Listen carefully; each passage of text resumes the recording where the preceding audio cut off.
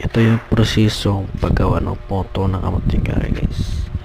Yan guys, binabalatan natin yung yung kamuting kahoy. Yan.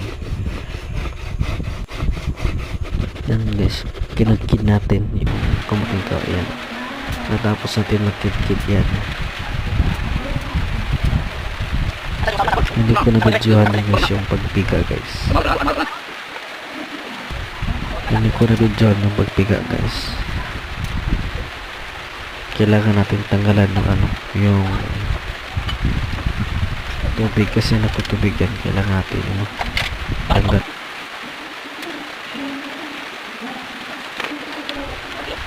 Yan namin ginagawa, guys.